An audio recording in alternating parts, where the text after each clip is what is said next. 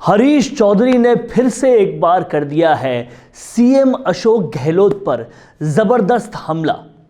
और ये जो जुबानी हमला है, और वो भी ऐसी जगह पर जिसे जाट महाकुंभ कहते हैं, जहां पर बहुत बड़ी तादाद में जाट समुदाय आया था। हालांकि वो तादाद नहीं थी जो एक्सपेक्टेड थी, उससे बहुत कम थी, लेकिन फिर भी एक रिप्रेजेंटेशन था। और वहाँ पर हरीश चौधरी का खुलेआम मुख्यमंत्री गहलोत के खिलाफ ये बयान देना दिखाता है, बताता है, जताता है कि आने वाले दिनों में जैसे जैसे इलेक्शंस पास आते जाएंगे, कैसे कांग्रेस में ये फूट बढ़ती जानी है, ये खाई बढ़ती जानी है, दो भाग होने वाले हैं, दो फाड़ होने वाले हैं। ये पूरी तरह से समझ में आता है।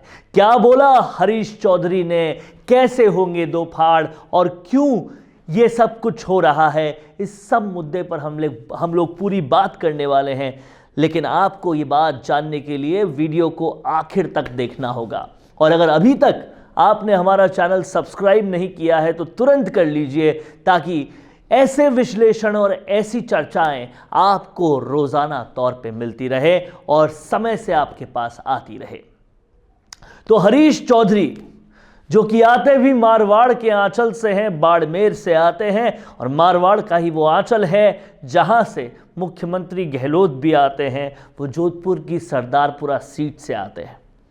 अब समझने वाली बात यह है कि मिजाज में तलखी तो बहुत पहले से होने लगी थी हरीश चौधरी के, लेकिन यह जो मंच था जयपुर का विद्याधर नगर, वो मंच था जाट महाकुंभ का, जहां से पूरी कौम को संबोधित करते हुए उन्होंने जिस तरह से मुख्यमंत्री गहलोत पे तंज कसा, और वो भी मुद्दा था ओबीसी आरक्षण का, जो कहीं ना कहीं कचोटता है तमाम सारी जाट कौम का दिल। और उस मुद्दे पर जिस तरीके से तंज उन्होंने कसा, वो साफ तौर पे बताता जताता दिखाता है कि कहीं ना कहीं मुख्यमंत्री गहलोत के पास तो नहीं रहे अब हरीश चौधरी, वो बहुत खफा हैं। और ऐसे कई और नेता हैं जो खफा हैं।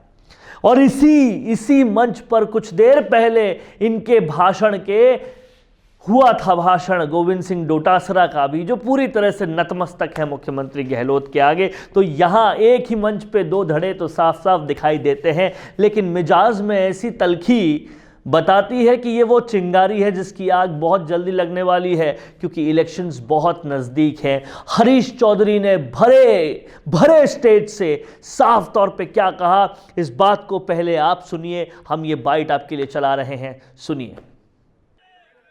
पर यह मुद्दा जो विसंगतियों का था, उसमें मेरे पास कई बच्चे आए, छात्र आए, मेरे पास जो राजनीतिक पंडित है, सलाहकार है, उन लोगों ने यह भी सलाह कर दी कि आप ज्यादा इस मुद्दे पर काम नहीं करो। जो 24 घंटे राजनीति करते हैं, उन्होंने मजबूत से मजबूत लोगों को सल्टा दिया है, आपका भी नंबर आएगा। पर मेरे पास दो चीज थी, क्या इन नौजवानों का वाजिब हक है, इनके लिए हम लोगों के लिए संघर्ष करना चाहिए, या इस सल्टाने वाली राजनीति से डर कर और चुप रहना चाहिए। ये विसंगतियां हटनी। आप सब लोग, मैं धन्यवाद देना चाहता हूं राजा राम मील जैसे, जो हमारे बुजुर्ग इस उम्र के अंदर भी तपती धूप के अंदर हम लोगों का साथ दिया, और तमाम लोगों को मैं धन्यवाद देना चाहता हूं। पर मेरे समाज को भी ओलबा है इन मुद्दे के अंदर, जहां हम लोगों के खुद की ताकत बढ़ती है, उसके अंदर जो भागीदारी आप लोगों की होनी चाहिए, वो भागीदारी आपकी नहीं रही। ये ओलवा मेरे आप सब लोगों को है। अब इस विसंगति हटने के बाद ये जीत इन नौजवान छात्रों की रह गई। इस विसंगति हटने के बाद क्या शैडो पोस्ट होनी चाहिए? तो हरीश चौधरी ने तमाम सारे जाट कौम को संबोधित करते हुए, जो मुद्दा जाटों के दिल को सबसे ज्यादा कचोटता है ओबीसी आरक्षण का, उस पर बोलते हुए कहा कि जब कुछ लड़के मेरे पास आए आरक्षण की बात को लेकर, तो उनके मुद्दे पर बात मैं करूं उससे पहले सियासी पंडितों ने मुझसे कहा कि अच्छा होगा आप इस मुद्दे पे ना पढ़ो, ना इस मुद्दे की बात करो, क्योंकि जो 24 घंटे राजनीति करते हैं अब यहाँ पर 24 घंटे राजनीति करते हैं वाला शब्द किसके लिए प्रयोग किया है, ये कोई इस पे रॉकेट साइंस लगाने की ज़रूरत नहीं है। मुख्यमंत्री गहलोत के लिए उन्होंने प्रयोग किया है। उन्होंने कहा कि 24 घंटे राजनीति करने वाले कईयों को सल्टाने की मादा रखते हैं, आपको भी सल्टा देंगे।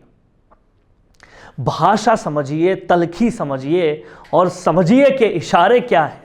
सियासी घटनाक्रमों में जब इस तरह की तलखी आ जाती है तो वो तूफान जो आने वाला है उसका पूरी तरह से अंदेशा दे देती है। और जाहिर सी बात है कि पहले ऐसा समझा जाता था कि कांग्रेस के जो दो फाड़ हैं उसमें एक मुख्यमंत्री गहलोत का है और दूसरा सचिन पायलट का है, लेकिन अब हरीश चौधरी की तलखी, हेमाराम चौधरी की तलखी और इसके साथ ही कई और लोगों की तलखी, मुरारी मीणा, रमेश मीणा, सब बताती है कि कांग्रेस में जल्द ही एक तूफान बहुत तेजी से आने वाला है जो बहुत ही तेजी से एंटर कर रहा है। और इस तूफान को और ज्यादा बड़ा बनाती है आला कमान का रुख मुख्यमंत्री गहलोत के प्रति, जो कि साफ तौर पे दिख गया था रायपुर में, जहां पर जिस तरीके से इग्नोर किया गया था सोनिया गांधी द्वारा, उस तरह से समझ में आ रहा था कि अब हर तरफ से तूफानी चलेंगी हवाएं और ये ऐसी बीमारी होगी जिसकी नहीं होगी कोई दवाएं। और कांग्रेस के साथ जो ये हो रहा है उसमें अनुशासन कहीं पर भी नहीं है, दूर दूर तक नहीं दिख रहा। और इसलिए भले ही लीडरशिप क्राइसिस बीजेपी में हो, लेकिन अनुशासन और आरएसएस उसको बचा लेगी। यहाँ पर कोई बचाने वाला भी नज़र नहीं आ रहा। अभी ईस्ट में हार हुई है, लेकिन यहाँ पर अब दिख रहा है, जो अंदेशा लग रहा है वो कांग्रेस का पूरा भारत हारने का लग रहा है। और इस बात को समझना होगा, जिस तरह से ये फाड़ लगातार हो रहे हैं, केवल राजस्थान में नहीं, ये लगातार हर जगह पे है। और कांग्रेस की आलाकमान इसको संभालने में पूरी तरह से निष्क्रिय हो चुकी है, निर्णय लेने में निष्क्रिय हो चुकी है और ये संभलते दिख नहीं रहा। हरीश चौधरी का ये बयान ऐसा ही कुछ कह रहा है। कैसा लगा आपको हमारे विश्लेषण, हमें कमेंट करके बताएं। अगर ये विश्लेषण पसंद आया है तो उसे ज़्यादा से ज़्यादा इस वीडियो को लाइक करें। जाते जाते एक बार फिर से सुनिए हरीश चौधरी ने क्या कहा था। नमस्कार। पर यह मुद्दा जो विसंगतियों का था, उसमें मेरे पास कई बच्चे आए, छात्र आए।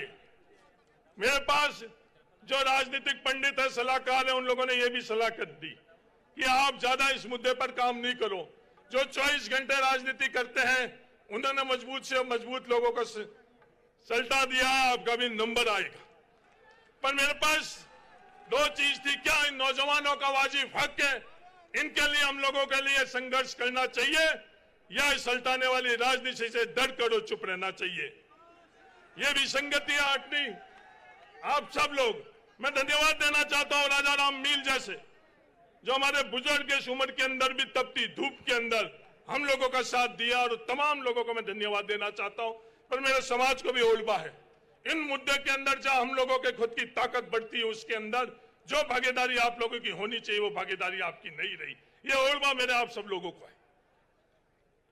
अब इस विसंगति हटने के बाद ये जीत इन नौजवान छात्रों की रह गई।